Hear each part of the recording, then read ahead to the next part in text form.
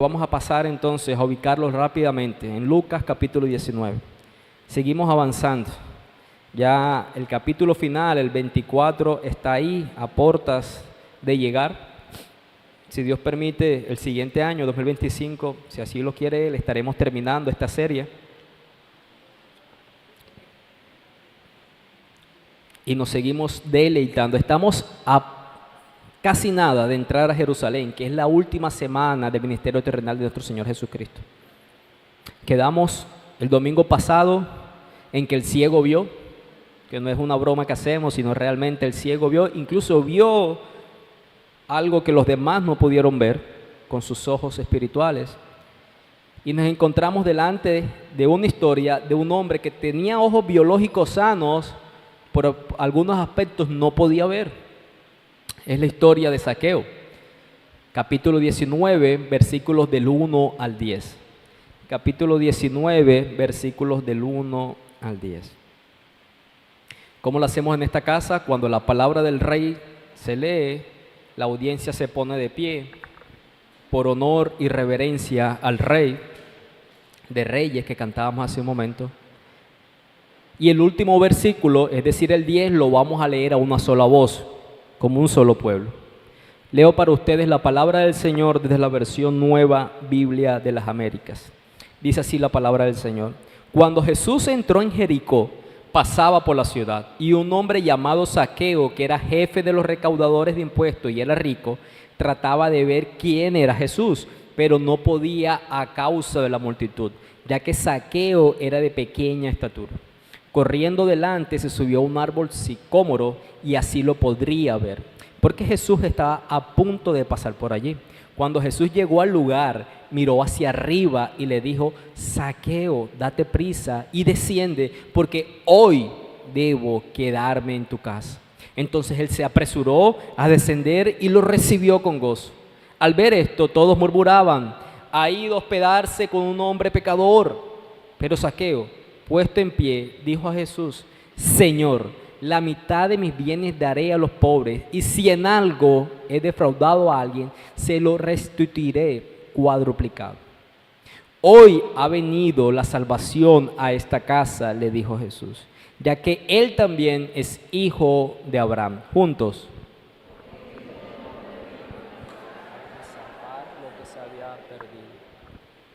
Amado Señor, sabemos que tu palabra nos ha enseñado que ese título, Hijo del Hombre, es un título mesiánico dado a Jesucristo. Se nos dice aquí que Él ha venido con el propósito de buscar y salvar. Señor, eso es lo que deseamos que ocurra en esta mañana. Mientras tu palabra es enseñada, mientras tu historia es revelada, podamos verte a ti buscando y salvando hombres y mujeres, pecadores que se encuentran reunidos en este local, en esta mañana. Hoy, Señor, la salvación ha llegado a este lugar. Déjanos ver, Señor, tu obra transformadora, tu obra sobrenatural que llamamos salvación. Padre, y aquellos en los que tu obra ya ha sido efectuada, déjanos renovar el entendimiento como hemos sido salvados, porque hay un mayor conocimiento de ti, una mayor adoración. Que tengamos un espíritu humilde para ver esta bella verdad y adorarte conforme lo que tú eres y lo que tú haces. Amado Cristo, gracias por los méritos por los cuales nos podemos presentar delante del trono del Padre, porque sin ti sería imposible. Amén y amén. Pueden sentarse, por favor.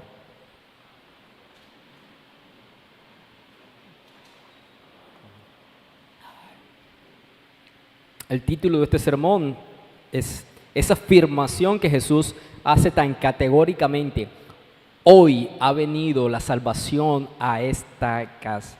Hoy ha venido la salvación a esta casa. Si usted hizo la lectura el día de ayer o en la mañana de hoy aquí presente, notó que es la historia de un pequeño hombre que se sube a un árbol a presenciar una caravana, un grupo de personas que iban pasando por su ciudad liderada por el Señor Jesucristo. Yo no sé por qué cuando leí esta historia a manera de introducción, vino a mi mente un árbol de esta ciudad que ha sido, que tiene muchísimos años y que muchas personas se han subido ahí para presenciar un espectáculo. Me sorprende que ese árbol tenga tantos años de existencia. Y me refiero, cuando usted tiene una visita en su casa, que es fuera de la ciudad, usted quiere hacer como una especie de recorrido turístico. Somos honestos, Valledupar no es que tenga mucho que mostrar, pero tiene ciertas cosas atractivas. Por ejemplo, la arquitectura de la ciudad, la parte colonial, lo que llamamos el viejo Valledupar. Y generalmente lo llevaríamos a la Plaza Alfonso López. Y ahí, con 20 metros de altura, 3 metros de envergadura, tenemos el famoso palo de mango de nuestra Plaza Alfonso López. Vino a mi mente esa imagen de al ver a este pequeño hombre intentando ver a Jesús. Las imágenes que yo tengo de videos de hace muchísimos años, de los años 70, 80, de las presentaciones que se hacen durante el mes de abril en nuestra ciudad, artísticas, me refiero al Festival Vallenato, de hombres o niños subidos en ese árbol intentando tener una mejor vista de lo que ocurría en la tarima. Bueno, en la mañana de hoy, aquí tenemos a un pequeño hombre que va a presenciar algo mucho más grande que un espectáculo musical. Quizás movido por la curiosidad, pero esta historia termina con este pequeño hombre siendo un hombre nuevo. Él subió a buscar, pero él fue hallado. Quiero que miremos esta historia y tengas esta pregunta presente: ¿quién busca a quién? ¿Quién busca a quién? Déjame decirte que lo que sucede en la narración de esta mañana, pudiéramos también pensar qué significaría, por ejemplo, tener ese encuentro cara a cara con Jesús. ¿Alguna vez te lo has preguntado? ¿Cómo era ver a Jesús? ¿Por qué? Sé que tenemos esa imagen hollywoodense, ¿no? Todos en la película tienen unas facciones particulares, pero él tiene una facción como del actor principal de la película. ¿Será que así eran en la realidad las facciones físicas que Jesús tenía? ¿Qué sería encontrarse con él? ¿Será que uno veía en él que emanaba algún tipo de energía? ¿Cómo sería encontrarse con él? Y los evangelios, que son biografías teológicas que narran hechos del ministerio terrenal del Señor Jesucristo, nos muestran varios encuentros personales de Jesús con hombres y con mujeres. Piensa, por ejemplo, el hombre en Marcos capítulo 2, que era paralítico y desciende por el techo de una casa porque 4 amigos lo ponen delante de Jesús. O piensa ese hombre religioso, devoto, legalista de Juan capítulo 3, que es Nicodemo, que en la penumbra, en la oscuridad, tiene una conversación con Jesús. O quizás la mujer promiscua de Juan capítulo 4, que en un encuentro casual, como ir a buscar agua, tiene una conversación con Jesús. Varios relatos de las Escrituras nos hacen pensar que Jesús se relacionó personalmente con individuos improbables y que siempre obtuvo resultados extraordinarios. Él tuvo compañerismo con personas con las que nadie más se acercaría a tener compañerismo. Incluso esa era una de las acusaciones de los líderes religiosos de la época: es amigo, compañero de pecadores. Pero cada vez que él se acercó a una de estas personas, como el ejemplo que les he mencionado, ninguno de ellos salió de sus encuentros con Cristo sin sufrir cambios. Cada uno de estos individuos tenía algo más en común. Tenían una mayor necesidad, no solamente sanación física, no solamente algún tipo de situación de vacío emocional. Ellos tenían una mayor necesidad. ¿Cuál? La de un Salvador. Jesús les ofreció entonces una transformación espiritual, la misma que sigue ofreciendo a nosotros al día de hoy. Estamos acostumbrados a que en las narrativas, por lo menos en el Evangelio de Lucas, en el modelo del sermón, vamos siguiendo la historia. Empezamos en el primer versículo que le hemos leído, porque eso es una narrativa, y seguimos el flujo de la historia. Pero hoy quisiera empezar por el último versículo, el versículo 10. Este último versículo, porque el Hijo del Hombre ha venido a buscar y salvar lo que se había perdido, es una declaración definitiva del propósito de la encarnación de Jesús. ¿Por qué Dios se hizo hombre? ¿Por qué tomó la forma en Cristo Jesús? ¿Por qué nació en un pesebre? Porque Él vino a ¿qué? Buscar y salvar. ¿A quiénes? A los pecadores perdidos. Esta es la obra divina en el plan redentor de Dios. Dios tenía un plan de redención, de rescate, que empieza la ejecución en el Edén, después de la caída de Adán y de Eva, y se materializó, se encarnó en la persona de Jesús. ¿Cuál era el propósito de su plan? Buscar y salvar a pecadores perdidos. Como les mencioné, ese Dios que busca pecadores lo vemos en Génesis. ¿Qué sucede? La escena después que Adán y Eva pecan. ¿Qué es lo que ellos hacen? Dios entra en el jardín y hace una pregunta: ¿dónde están? ¿Dónde están ustedes? Y por supuesto que Él es omnisciente, Él conocía toda su creación, no estaban jugando al escondido, no es que no los pudiera encontrar. Lo que evidenciamos es la primera vez que Dios busca a un pecador, en este caso a una pareja. Dios busca a los perdidos. Esta mañana leíamos un texto muy hermoso de Ezequiel. En el capítulo 34, el versículo 16 decía: buscaré la perdida, haré volver la descarriada, vendaré la herida y fortaleceré la enferma. Esta verdad divina de que Él es un Dios que busca a los pecadores que se hayan perdido, se halla en todas las escrituras. Él es un Dios que busca, no se encuentra aislado, como escondido, como si te diera un mapa de tesoro: sigue estas pistas y hállame, encuéntrame. No, Él viene al encuentro de los pecadores, Él nos busca. ¿Y sabes por qué?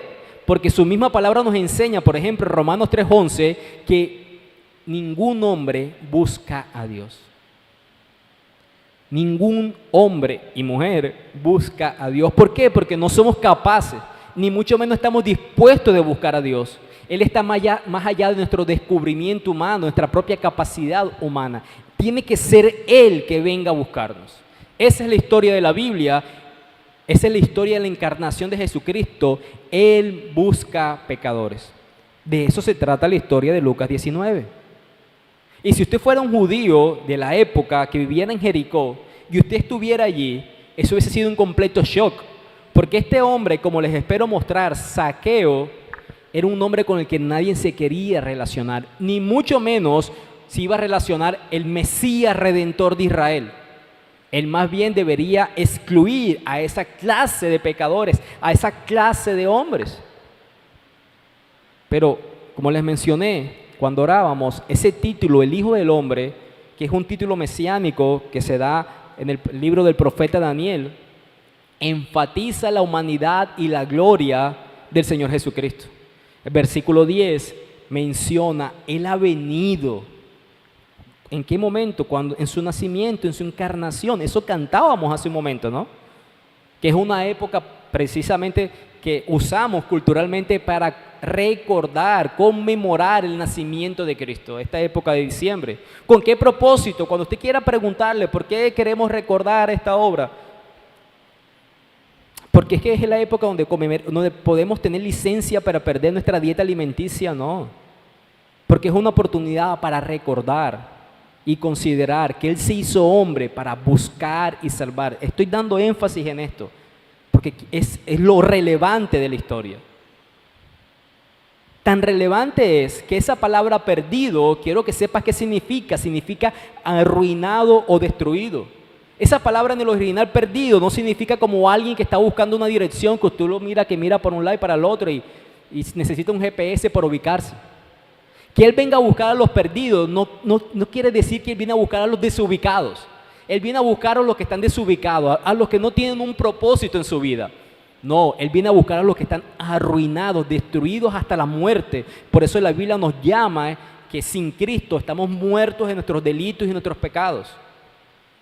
El Señor Jesús, por lo tanto, en su ministerio terrenal, en su propósito divino, en su encarnación, no vino a ser un filántropo, no vino a alterar la cultura como propósito principal, ni siquiera vino simplemente para mostrar bondad, aunque la muestra. No, Él vino a buscar y salvar lo que se había perdido. Si había que conseguir alguna salvación, Él la hace. Él no crea la posibilidad de que el hombre sea salvo. Él salva al hombre, que es distinto. Él no hace el camino que el hombre debe recorrer para ser salvo. Él hace la salvación no una probabilidad, sino eficacia. El hombre puede salvarse porque es salvado por Cristo. Y no solamente puede salvarse porque Cristo le salva, Cristo le busca para salvarle. Efesios 4 dice que todos los pecadores están alejados de la vida de Dios. Cada uno por nuestros propios deseos corremos no hacia Dios. Pastor, yo estoy aquí esta mañana buscando a Dios. Oh, ¿seguro? ¿Qué es lo que quieres de Dios que viniste a buscarle? La Biblia, no tu propio criterio, nos dice que sin Cristo estamos lejos de la vida de Dios, que no buscamos a Dios. Pero la buena noticia es que esa curiosidad o ese deseo en ti de buscar algo de Él puede ser usado por Dios. Es más, es Dios sembrando en ti algo, como en la historia de Zaqueo que te quiero mostrar. Porque Dios en su amor eterno determinó nuevamente buscar y salvar a pecadores. Y una vez que Dios busca un pecador, entonces el pecador responderá. Y por eso vemos versículos en la Biblia como Proverbios 8:17. Quien me busca con diligencia me hallará. Cuando Dios comienza a buscarte, tú respondes buscándolo a Él. O Isaías 55:6, buscar al Señor mientras puede ser hallado. Cuando Él comienza a buscarnos y despierta en el corazón del pecador un deseo por Él, entonces el pecador responde buscándolo a Él a cambio. Recuerda la pregunta original en esta historia, ¿quién busca a quién? Así que esto es lo que hay detrás de la historia del capítulo 19. Esta introducción teológica es la ilustración de esta verdad, de esta realidad. Dios vino a buscar y salvar. Por eso empecé por el versículo 10. ¿Qué es lo que vemos en el versículo 1 y 9? Una historia visible de esta realidad teológica. Dios vino a buscar y salvar. Yo le busqué, yo he ido a Él, sí, como resultado de que Él vino a ti. Sigamos entonces, después de esta introducción, con nuestra historia. Miraremos algo de un contexto relacionado a la ciudad y al personaje. Miraremos la conversación entre Jesús y Zaqueo y miraremos una conclusión o una afirmación concluyente que Jesús da al culminar la historia en el versículo 9. Miremos ese contexto. Quisiera hablarles un poco, en primer lugar, de la ciudad, y es relevante, y ya se darán cuenta por qué. Este lugar, Jericó, recordemos, Jesús había dicho a sus discípulos en el versículo 31, vamos a Jerusalén, y antes de llegar a Jerusalén se encuentran con quién, en camino a Jericó, acercándose a Jericó, se encuentran con un hombre ciego que sabemos que se llama Bartimeo. Tenía que atravesar la ciudad de Jericó para llegar a Jerusalén. Esta ciudad era considerada como la ciudad de las palmeras. Básicamente era considerada como un pequeño paraíso, como una especie de Edén en medio del desierto. Rica geográficamente hablando, estaba llena de árboles sicómoros, como el de la historia, cipreses y algunas plantaciones de bálsamo. Esta ciudad tenía 4 fortalezas. Aquí se encontraban los jardines de Arquelao. La descripción que hacen los historiadores de esta ciudad muestran a este lugar como frondoso, lleno de palmeras plumosas, extensiones interminables de jardines de rosas, grandes plantaciones de bálsamo, de dulce aroma detrás de los jardines reales y perfume transportado por la brisa. Quizás como una eterna primavera, como llamamos a una ciudad de nuestro país, pero en medio del desierto. Por eso se llamaba Jericó, porque la palabra significa perfumado. Su clima era maravilloso. Incluso en el invierno, las autoridades romanas tenían como su casa de descanso, de verano, en ese lugar. Era un lugar para ir a estar cómodo, sobre todo en la época de invierno, porque el clima siempre era agradable, como una eterna primavera. Además, este era un lugar estratégico en la ruta de las caravanas que iban de Damasco hasta el resto de Arabia. Era un centro militar y comercial a la vez. por lo que la población era diversa. Si hubiésemos estado allí, hubieses encontrado desde familias, de personajes que trabajaban en los fuertes militares, podías encontrar jardineros, soldados, taberneros. Había un gran comercio en la ciudad. Y como todo lo que producía en aquel entonces y en este entonces, en aquel entonces y al día de hoy, estaba gravado por impuestos. Usted bien sabe que hoy en día todo se bancariza. ¿Cuál es el propósito de facilidades de que usted esté bancarizado y que te digan que te den un crédito?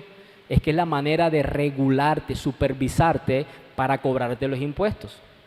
Tenemos una entidad que yo llamo Papidian, que te supervisa y te llama a cuentas, y si no lo ha hecho, algún día tu vida lo hará.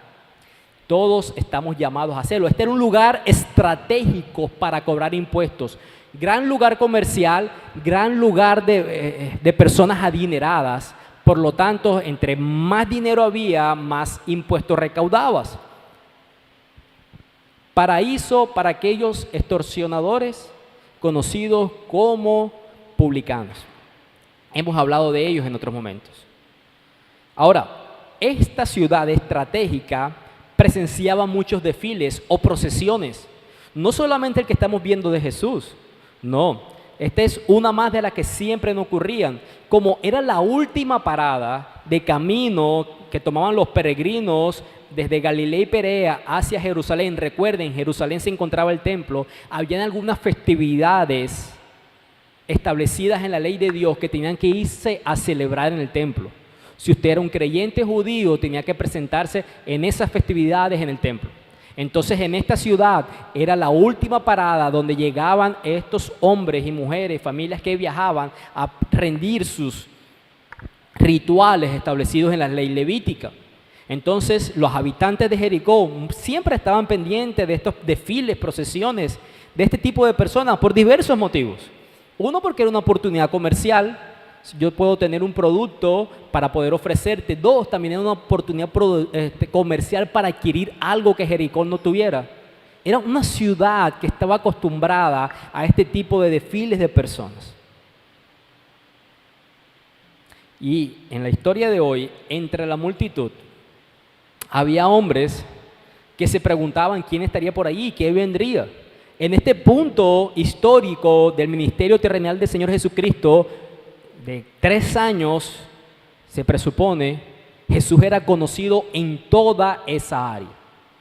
Se indagaban, se acerca la Pascua, la fiesta de la Pascua. ¿Será que vendrá a celebrar la fiesta? Se escuchaban los rumores, viene una gran multitud camino a Jerusalén. ¿Será que ahí viene Jesús de Nazaret? Recordemos que es lo que en el relato del domingo pasado, cuando el ciego preguntó, ¿qué es todo esto que yo estoy escuchando?, le dijeron, va pasando Jesús de Nazaret. Muchas personas pudieran salir, personas de Jericó, como les mencioné, acostumbrados a estas procesiones, acostumbrados a estos desfiles, y ver, ¿por qué no viera a Jesús? Quizás se detenga y haga algún milagro.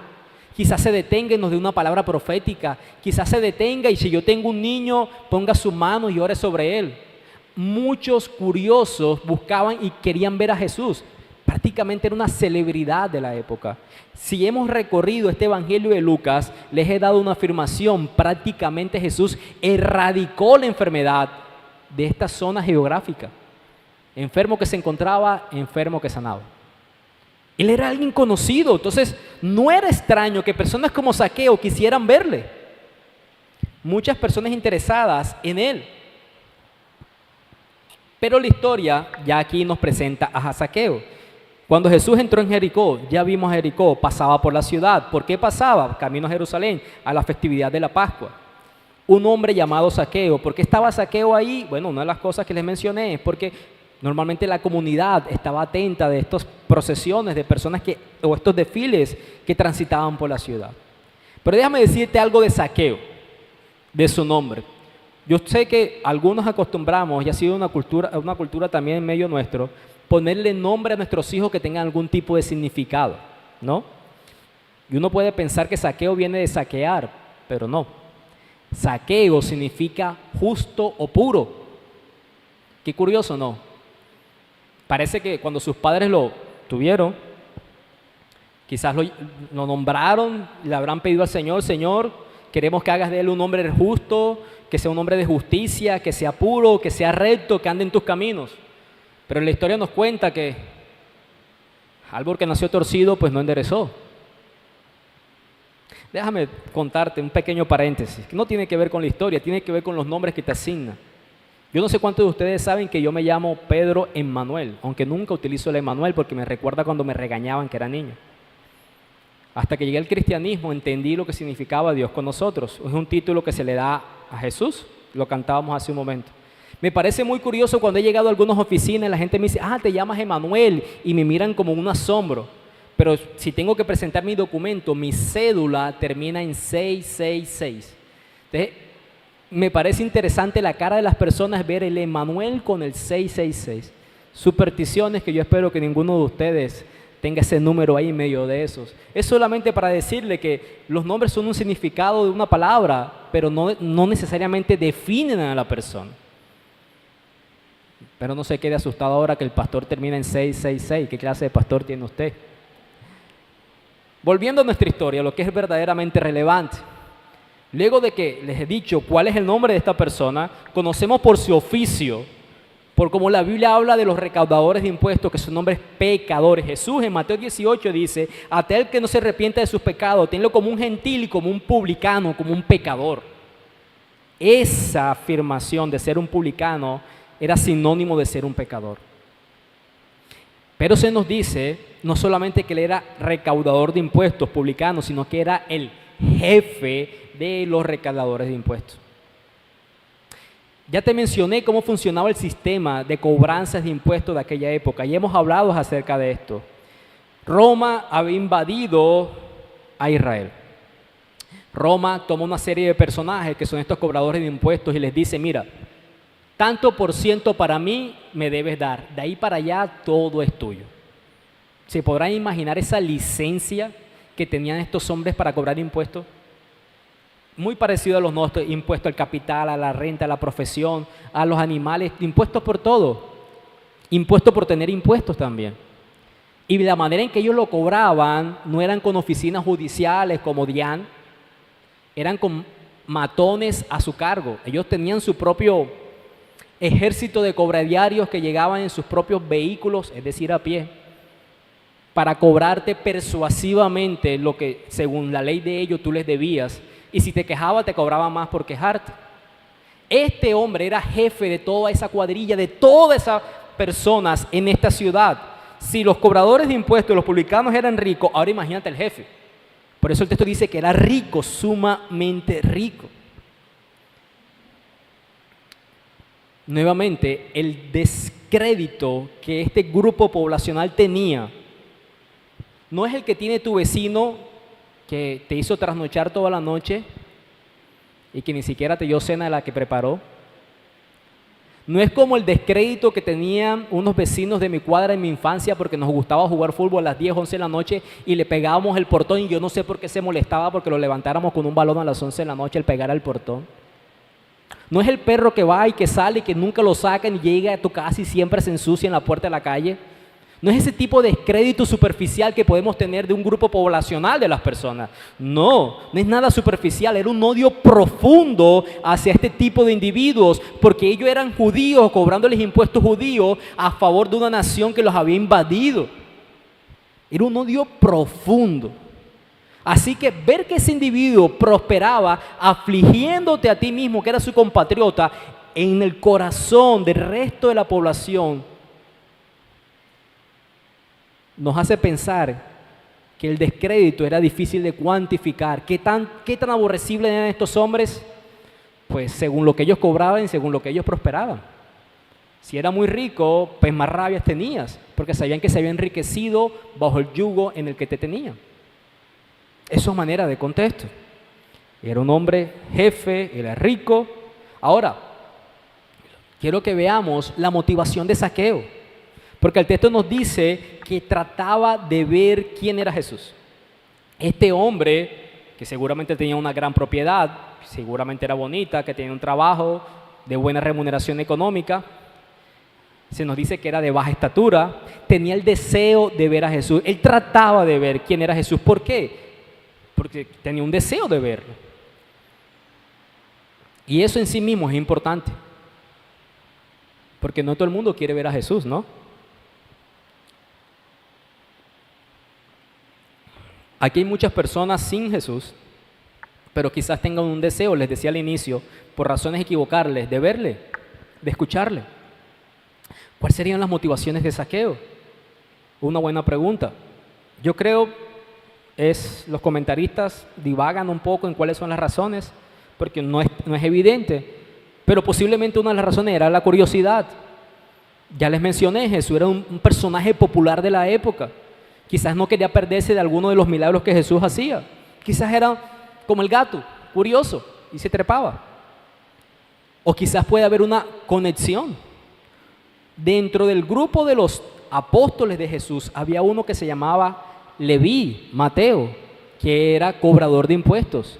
Y en Lucas capítulo 5 vimos que cuando Jesús llamó a Leví para que le siguiera, en los versículos 27 al 29, se nos cuenta que Leví toma a un grupo de cobradores de impuestos y organiza una fiesta para que Jesús esté con ellos.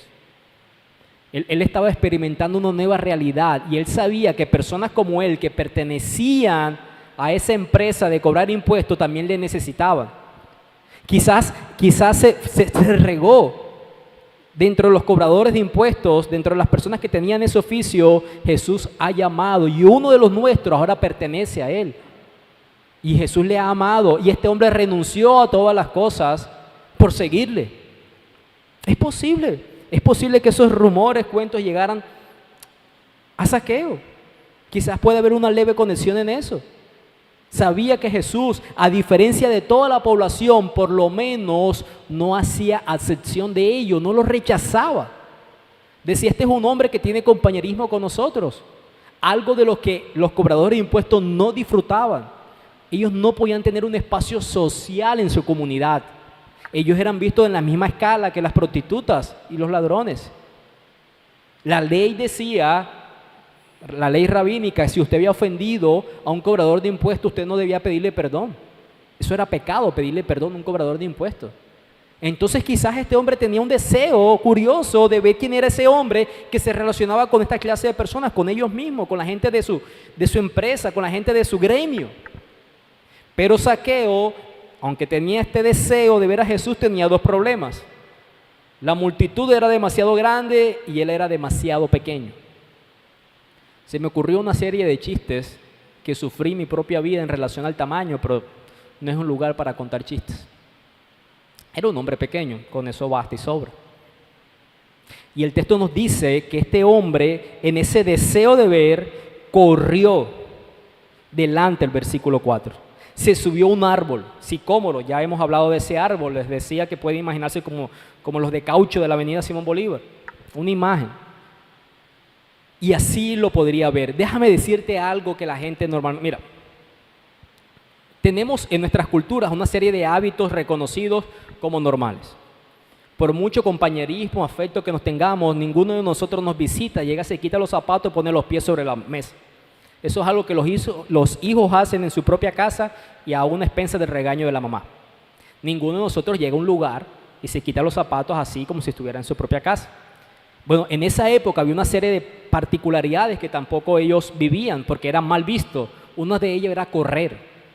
Ellos no corrían, eso era algo como fuera de lugar. Por eso esa historia de el hijo pródigo, el hijo perdido, cuando vemos que el padre corre al encuentro, eso era inadecuado culturalmente. Y otra de las cosas que ellos no hacían era subirse a los árboles, porque las vestiduras podían verse desde abajo, tus partes se te podían ver, eso era inadecuado.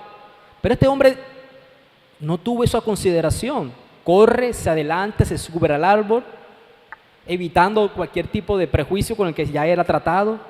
Quizás en un sentido de autoprotección, quizás se podía esconder entre las ramas. Aquí la multitud no me puede ver, ya era un hombre despreciado por la sociedad, ya sabía que era odiado. Aquí puedo ver a quien quiero ver, pero estoy protegido por estas ramas. Y Jesús pasa. Eso nos da paso o nos permite llegar a nuestro segundo punto. que es Jesús y Zaqueo, la conversación de Jesús con Zaqueo.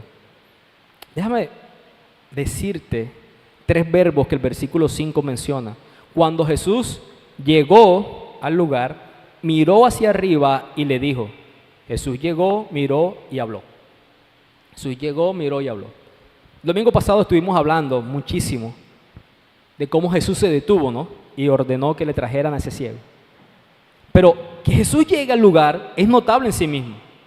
O sea, esta es una caravana que va de paso hacia Jerusalén. La meta es llegar a Jerusalén. La meta no es Jericó, la meta es ir a celebrar la Pascua en Jerusalén. La meta es ir a dar su vida como ofrenda pascual por el rescate de su pueblo. Todos aquellos que han visto esta especie de procesiones, multitudes que salen, quizás imagínense cuando los equipos de fútbol salen en el carro de bomberos a pasear por la ciudad para celebrar los títulos con la población. Mucha gente sale y quiere ver a sus jugadores para felicitarles y estar ahí contentos. Todo el mundo tiene la esperanza de que los vi. Pero si usted sale con esa idea de poder verles, tomarle una foto de manera rápida, pero oh sorpresa, casualmente la procesión iba pasando y se detuvo delante de usted por unos breves minutos, ¿cómo se sentirá su corazón?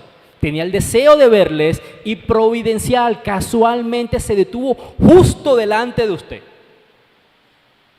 Te puede decir, wow, estaba de buenas. A quienes quería ver se detuvieron justo delante de mí.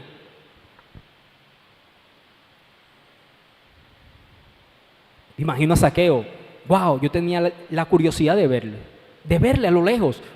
El árbol, la altura del árbol me permite verle, divisarlo. Pero se detuvo aquí cerca, lo tengo a un tiro de distancia. ¿Cómo se sentiría el corazón de Zaqueo en ese momento? Pero no solamente Zaqueo empieza a darse cuenta que se detiene, sino que las miradas se conectan. Segundo verbo, le miró. Jesús mira hacia arriba, no como quien buscara un fruto, sino quien busca una persona particular. Pienso en la mirada de Jesús con Pedro, cuando Pedro le niega por tercera vez y sus miradas se conectan y Pedro se va a llorar. Una mirada que produce muchas cosas en el corazón de una persona. Zaqueo tiene que seguir aumentando en sus emociones. ¡Wow! No solamente lo vine a ver, ahora él me está viendo a mí. Esto es fantástico, es mucho más de lo que esperaba. Yo pensé que podría verlo, pero ahora él me está viendo a mí. Un bello recuerdo que tendré para contarle a las personas. Pero no culmina ahí. Jesús mira hacia arriba y sucede lo increíble. Jesús le llama. Y para sorpresa de nadie, quizás de Zaqueo, le dice su nombre, Zaqueo. Yo le dije, queremos en estos 3 fines de semana ponernos los nombres acá, porque queremos conocernos más cerca. Y si algo nos ayuda a expresar un afecto genuino, que tú sabes el nombre de la otra persona. Deja de ser una relación superficial. Que Jesús llamara por nombre propio está hablando de que le conoce. Ustedes que son los Zaqueos de esta mañana. No, en realidad, piense usted en la escena. Sales con el deseo de verle, le ves, él te mira, te llama y te llama por tu nombre. ¿Qué sentirías? ¿Qué sentirías en ese momento? Eres una persona rechazada, próspera ilegalmente, pero rechazada, ni siquiera puedes entrar al templo. Y este hombre, la celebridad del momento, te llama por tu nombre. Este hombre quizás había escuchado el día anterior, mira, Jesús viene en camino y se fue a acostar en su noche anterior, yo espero verle a lo lejos. Quizás ese plan de subirse a ese árbol ya lo tenía en su mente. Generalmente las caravanas pasan por acá, este es el lugar donde le puedo ver sin ser notado. Ahora este hombre se encuentra en una conversación con ese hombre que él quería ver. Es como si hubiesen acordado encontrarse en ese árbol. Es como si toda la eternidad hubiera planeado este momento. Es como si Dios, en su inestimable plan de salvación, hubiera determinado que en ese momento, en ese lugar y en ese árbol se llevara a cabo un encuentro divino. Y eso es exactamente lo que estaba sucediendo. Pero sabes, eso es lo que siempre ha estado sucediendo.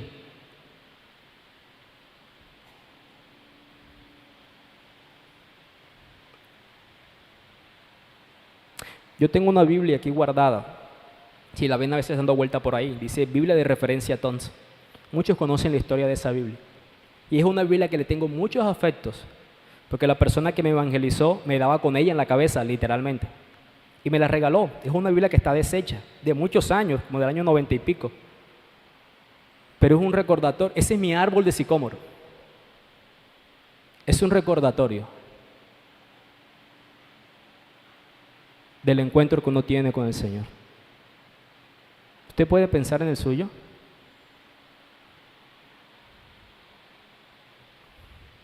Algunos de ustedes pueden recordarlo.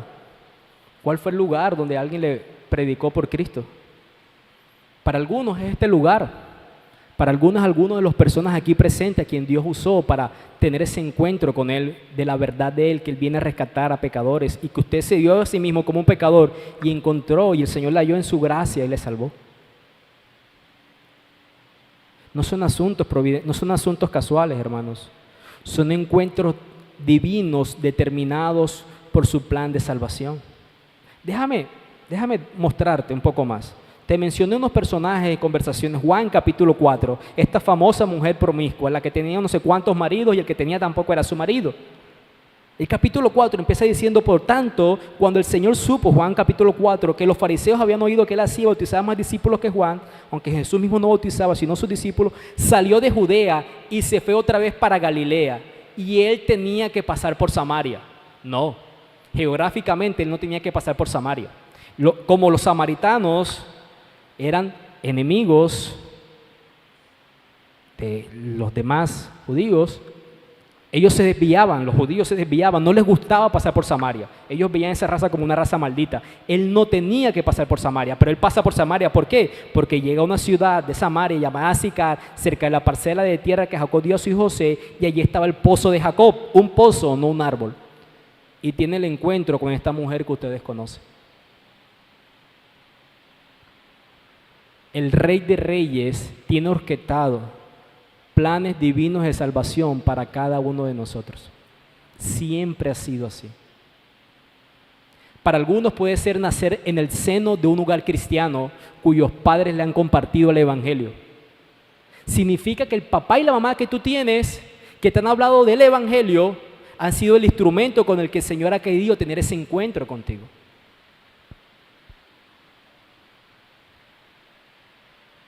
Para otros puede ser situaciones complejas, pero siempre Él ha dirigido la batuta con propósitos redentores. En este punto Jesús se detiene y se dirige al que tenía menos probabilidades de ser notado. Estaba escondido en un árbol. Siempre se ha dirigido a los que tienen más dificultades para acercarse, a los rechazados, a los que se ven a sí mismos como pecadores y en realidad lo son, a tal punto que los demás los desprecian. Y sin embargo, son los que más preocupaba a Jesús. Esto solo refuerza lo que el autor del Evangelio, Lucas, nos ha dicho en otros textos. Jesús está comprometido a buscar a los más pequeños, a los últimos y a los excluidos. Vimos el capítulo 15, 3 parábolas.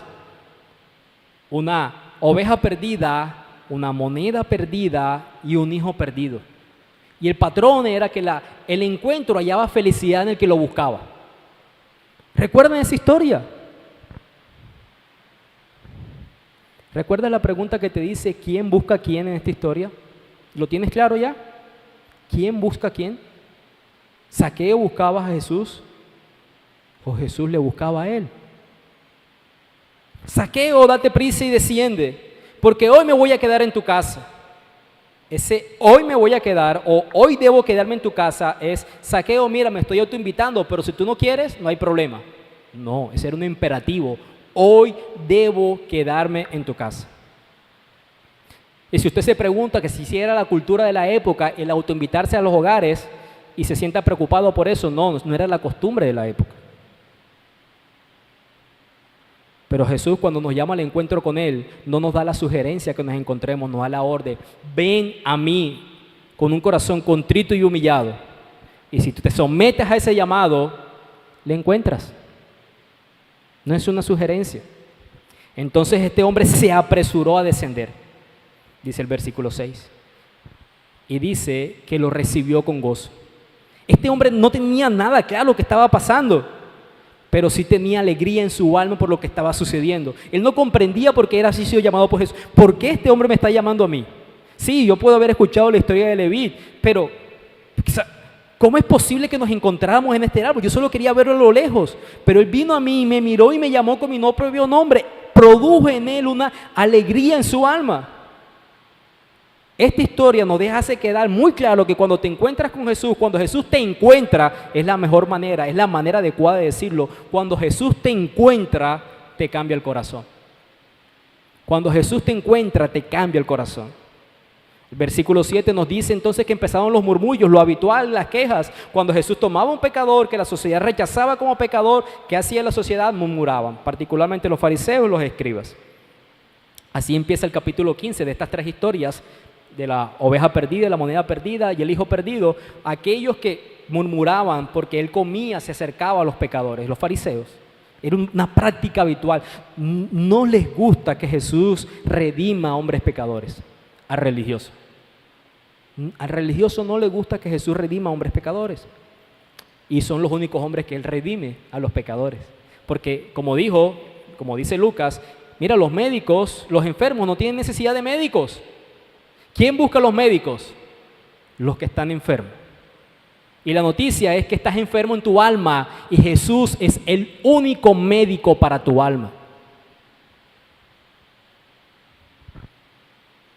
Ahora bien, no tenemos registro de la conversación, solamente los murmullos que estaban sucediendo ahí. El versículo 8 nos dice que Zaqueo se pone en pie. ¿Qué sucede acá? Bueno, Jesús se va a su casa.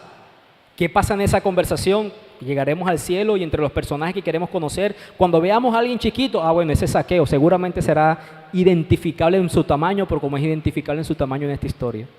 Y le podemos preguntar, ¿qué hablaste con Jesús? ¿Qué fue lo que pasó en ti que hubo esa transformación? ¿De qué te habló Jesús?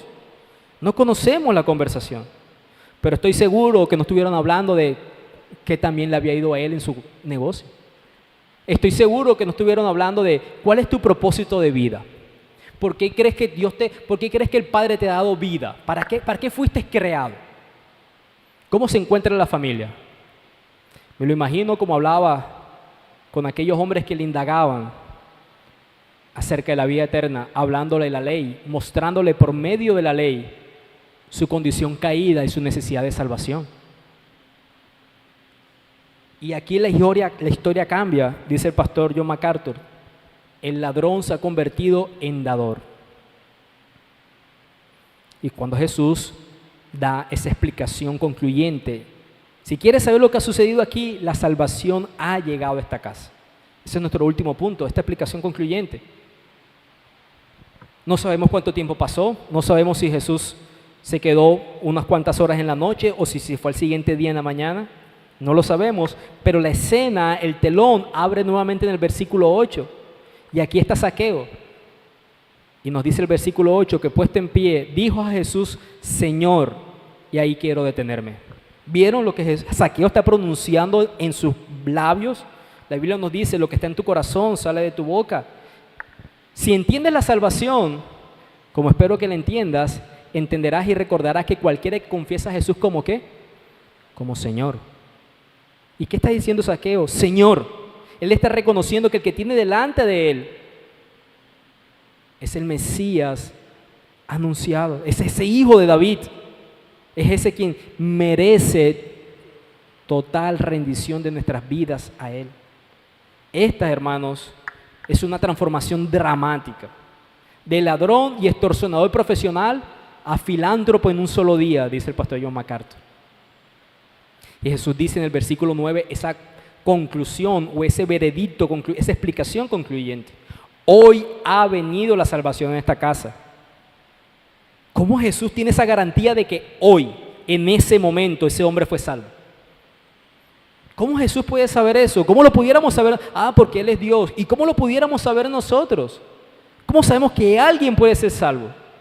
No requiere un proceso, no es algo que consta de varias etapas, no tiene que hacer una especie de discipulado, porque Jesús dice, hoy ha venido la salvación a esta casa, por el fruto del arrepentimiento que se produce en este hombre. por el fruto del arrepentimiento que produce, que en este hombre la salvación que se había sido aplicada a su corazón se hace evidente. El joven rico que leímos en el capítulo 18 no quiso renunciar a nada, pero este hombre está dispuesto aquí a desprenderse de ¿qué? El texto nos dice, le dice a Jesús, mira, la mitad de mis bienes, no de mis utilidades, de mis bienes voy a dar a los pobres. Y en aquello que he defraudado a alguien, se lo voy a restituir cuadruplicado. Mira, la ley en Éxodo capítulo 22, que es una ley de restitución, dice que si tú has quitado a alguien, se lo devolverás doble. Ahí está establecida la ley, pero este hombre está yendo mucho más allá. Siempre puedes identificar a los verdaderos cristianos por su fruto, por su vida transformada. Quiero que entiendas que este hombre no se hizo salvo porque se despojó de sus finanzas. Por cuanto había sido salvado, sus finanzas solamente las puso al servicio del Señor. Este hombre no compró su salvación con dinero, porque Jesús ya había establecido que lo que era imposible para el hombre era posible para Dios. Esta era una señal de un hombre cambiado. En este hombre había un sentido de justicia que antes no estaba. Él no tenía, él no se dolía, él no le importaba extorsionar, robar, ultrajar a las personas en su oficio. Hay un sentido de justicia que antes no tenía. ¿De dónde apareció en él? Y se convirtió ahora en una buena persona, entre comillas. Es que quería hacer buenas obras, por una transformación, por la obra de salvación que había ocurrido en su interior. Este hombre quiere tanto como le sea posible deshacerse de su corrupción y de su pecado. Si yo he defraudado a alguien y sabía que había sido a muchas personas, se lo devolveré cuadruplicado. Déjame decirte que por muy rico que fuera este hombre, si tiene pensado dar la mitad de sus bienes y devolver cuadruplicado a todo aquel que engañó, ¿sabe qué iba a pasar con este hombre? Quizás podía alcanzar la pobreza, pero él no tenía temor de eso. ¿Por qué? Porque en su esencia era otra persona. A él no le importaba, él quería hacer restitución, él quería arreglar las cosas. Esto se convierte en una expresión inmediata de una transformación de un corazón salvado. Cuando somos encontrados y somos perdonados, nuestros corazones son cambiados y se nota. Porque la pregunta que te quiero hacer es, ¿Jesús te ha encontrado?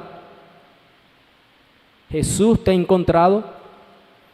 Y la respuesta, según esta historia, uno es que has experimentado el perdón y lo otro es que eres cambiado y se nota.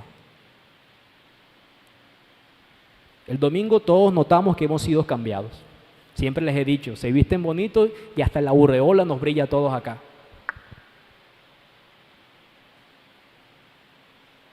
Tu familia, que te conoció como un incrédulo, puede notar en ti que hoy en día te identificas con Cristo. ¿O adoptaste una serie de normas morales a medida que ibas creciendo? Esto no se trata de ser abiertamente un inmoral y ahora ser una persona que no toma, que no fuma y que no baila pegado. No se trata de eso. Se trata que en tu esencia, tus sentimientos, tus deseos, tus afectos, tus acciones, tus omisiones son distintas no a los demás, sino a lo que tú eras. Tú lo notas, los demás lo notan. Zaqueo, ¿tú recuerdas el sicómoro? Claro, ¿cómo no voy a recordar el sicómoro? Ahí el Señor me encontró, me perdonó y me transformó. ¿Y tú? ¿Tú recuerdas cómo el Señor te encontró? No estoy diciendo el día particular de tu salvación, pero puedes mirar hacia atrás y puedes ver que has sido salvado.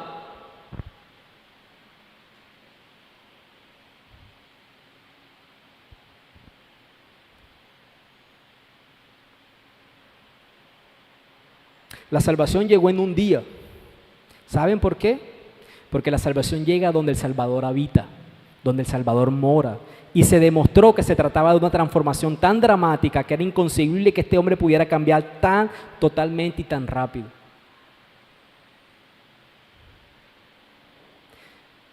Déjame decirte, para concluir, Dios se dedica a salvar a los pecadores. Cuando todavía éramos pecadores, Cristo murió por nosotros. Cuando éramos enemigos, Él murió por nosotros. Vino a salvar a los impíos.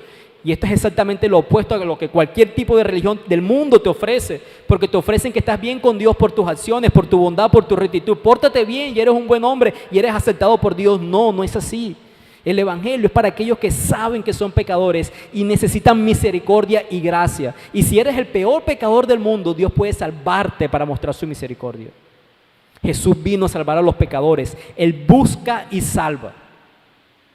Te pregunto, ¿será que está tocando tu corazón en esta mañana? ¿Has comprendido que no se trata de que tú le estés buscando, sino que Él ha venido al encuentro por ti? ¿Sabes que se hizo hombre para rescatarte, para buscarte y para salvarte?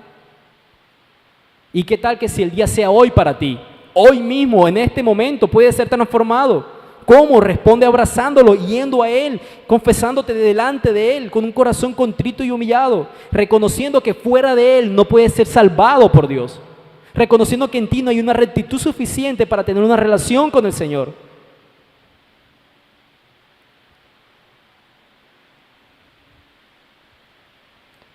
La historia no lo dice, pero estoy seguro que así como Zaqueo, muchos más pudieron subirse a los árboles para tener una mejor vista de Jesús. Pero solo aquel al que Jesús buscó fue salvado. Y yo creo que Jesús está llamando a muchos en esta mañana para salvarles. No dejes que la historia siga delante de ti y no consideres cuál es tu posición delante de Dios sin Cristo en esta mañana. Oremos. Padre Señor, gracias por tu misericordia y tu bondad, por recordarnos esta verdad, Señor, de que tú vienes a nuestro encuentro. ¿Dónde queda la jactancia? ¿Dónde queda la soberbia, Señor? Si nos reconocemos como creyentes, nos reconocemos a nosotros mismos como pecadores. Si no nos reconocemos como pecadores, esa salvación no será aplicada a nuestros corazones. Este hombre fue transformado porque su esencia fue transformada. Aquello que antes valoraba como sus posiciones, las puso a tu disposición. Señor, que se haga evidente en nosotros que somos distintos en aquellos donde tú no reinas. Muchos batallamos a veces, somos o no somos hijos tuyos. Que la vida transformada sea evidente para nosotros y para los demás de la obra de salvación tan poderosa que tú aplicas en Cristo Jesús. Bendito seas, Señor. Amén y amén.